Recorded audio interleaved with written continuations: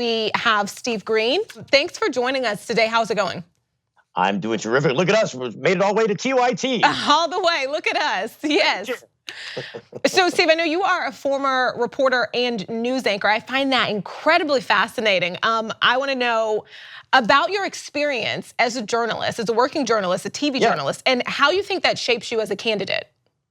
Well, a correction, it's not TV journalist. I did radio. Radio, okay. I got a face for radio. You had a face for radio? Is that what they said?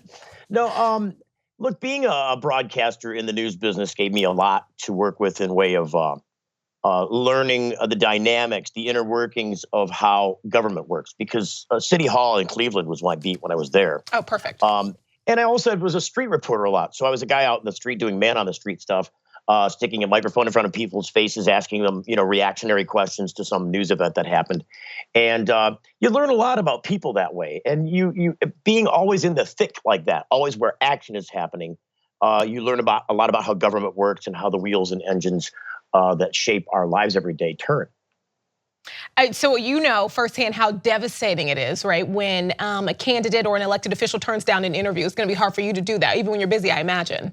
Oh yeah, for sure. You got to do what you can, and I think when opportunity springs, I'm gonna jump on it and talk to people. Reaching out to people and asking them questions is really a specialty when you're a reporter, and I think having that background really broadens your horizons. It gives you a different view on things than perhaps other people might have. How do you think this affects your policies?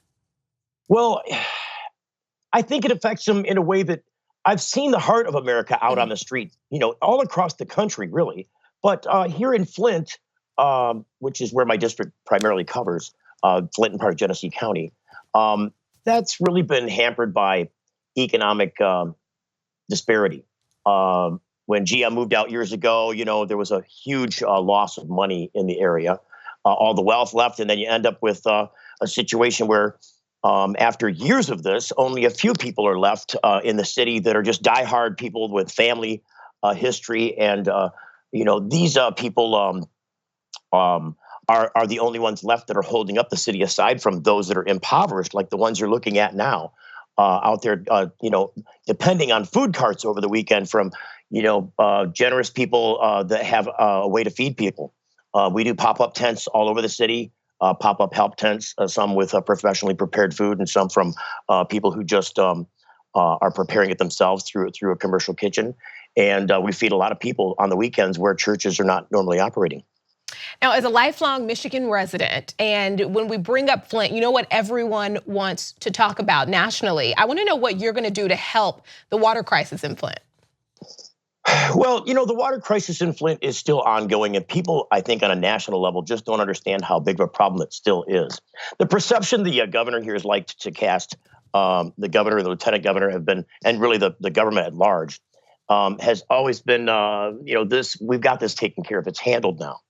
The water's safe to drink now. Everything's good. It's taken care of. It's not. There are people that are still suffering with large water bills. They're the largest in the nation. And I think there are resources that are already dedicated to this problem that simply aren't being allocated by our governor. Mm-hmm. And that's a problem. So that's an easy fix there. But there needs to be some more income coming in here from other places. I think there are some philanthropic things that can be done and some organization that can be done to help relieve this situation while a fix is underway. I think there's money that can be had more from the federal government and from the state government, who should be financing most of this fix anyways, because it was really mostly their creation. Any initiatives you're taking specifically? When we do these food carts, water's a supplementary issue. Perfect. So I've taken the opportunity to hook up with people who have access to water. The way that it was coming in before, which was through these pod systems that the state government had created, just wasn't happening. They shut that free distribution down. So we've tried to, through charity channels, undertake the process of distributing where we can, and where really the biggest need is shut-ins, people with little access to transportation, and no money if they were trying to take public transportation, try to get water to those people first. But I have gone around with people that have chimed in with their generosity in bringing water to Flint and distributed with them off the back of a trailer. I think it's important to acknowledge that it's still an ongoing crisis, and I know a lot of people are going to appreciate you saying that. Let's move on to gerrymandering. What are you going to do about that in Michigan? Gerrymandering is a big issue, isn't it? Especially where you when are. you Yes, it's really, really bad here. It's amongst the worst in the nation. My district itself is very oddly shaped, and people often ask, "Why does it look like that?" And I'm like, "Do you understand what gerrymandering is and how that's controlling what's going on?" Um, this is something that needs to be stuck with the Democratic Party. I'm sorry, but the Democratic establishment here has just not gotten in line with fixing the gerrymandering issue. Every party when they get in control likes to have that. Availability to change district lines in their favor. And the Democratic establishment is part of that guilty channel.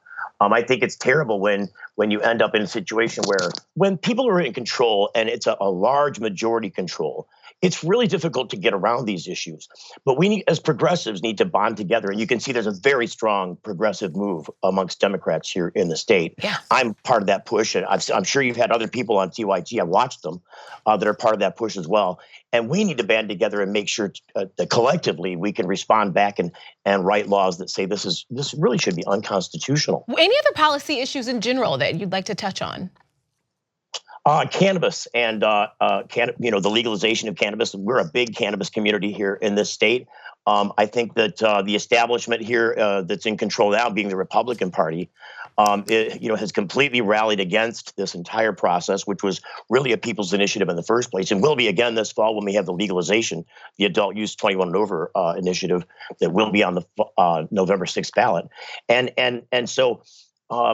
I've been an advocate in this space for a very long time. I did a radio show both on the regular radio and online about this, so I'm really expert in this space. Criminal justice reform is part of what goes right along with that. I think taking out the money from policing for profit by way of the police's ability to just confiscate and not charge anybody, when they do this. Where they take all your money and they take all your goods, and then basically hold them hostage for 20% of their value in order to even go and challenge to get it back. It's nearly impossible here, this seizure, forfeiture, and seizure laws to get around. If you take that money out of this, when it relates to marijuana for police, you really take the punch out of the effort to try and go after marijuana. And it's such a terrible thing in our criminal justice system. Criminal justice reform is a major part of my platform as well.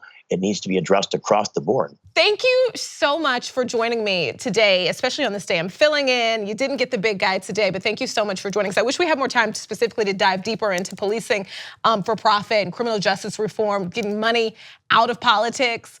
Yes, we're running out of time. We do not take PAC money, so every little donation counts, and we need that money now to get in. So hopefully we can get that done.